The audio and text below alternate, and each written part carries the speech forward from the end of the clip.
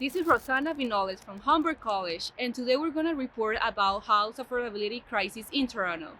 Today we're going to be with Cesar Celis. He is a real estate investor and CEO of CCO Investments.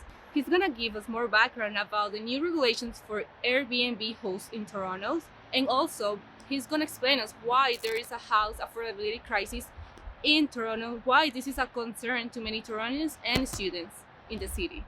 So if we're talking specifically about Toronto, I think it's going to help just a little bit.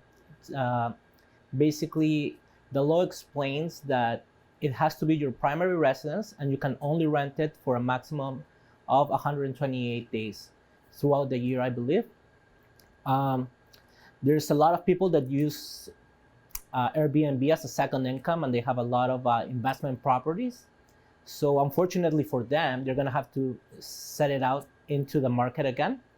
And it's gonna give us a little break, not enough, but a little break for the rental, people that are looking to rent inside the Toronto. The Canadian Rental Housing Index released numbers show that Ontario has some of the worst rental housing affordability issues in the country. There's a lot of factors because of that. We can talk about immigration, development, supply and demand. If we talk about development, there's a lot of red tape around when developers want to build new construction. It takes up to 10 years to get approval from the city. We have massive immigration coming in, people with a lot of money, a lot of capability of purchasing 1, 2, 3, 4 homes at a time.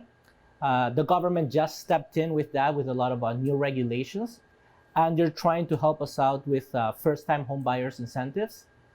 But I think the main problem is the supply and demand. There's too much demand and not enough supply for all of us.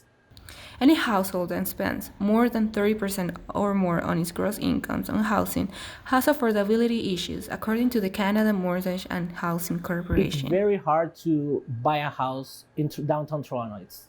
To be honest, it's nearly impossible. Nobody wants to sell, and anyone that's willing to sell, the price is like extremely high. Toronto is compared to like New York, San Francisco, Tokyo. It's like a main hub.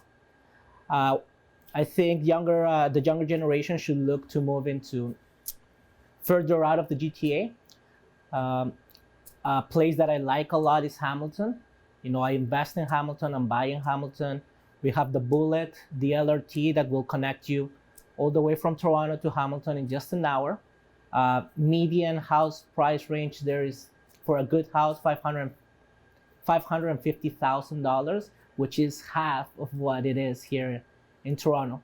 So you can see people moving up to Barrie, Pickering, Hamilton, even Niagara. So I do think it's still doable. It's just further apart from the main core. I do believe rental prices will increase, and there's going to be a point where the housing market is not going to crash, obviously, but it will go down. The problem that we have with this, it's supply and demand, right? Everybody always needs a place to live, and if you can't afford the house, you're going to rent. So I do believe the government's going to step up and let everyone use their basement or change their house so that they can rent out a lot of units. I do believe it's going to happen.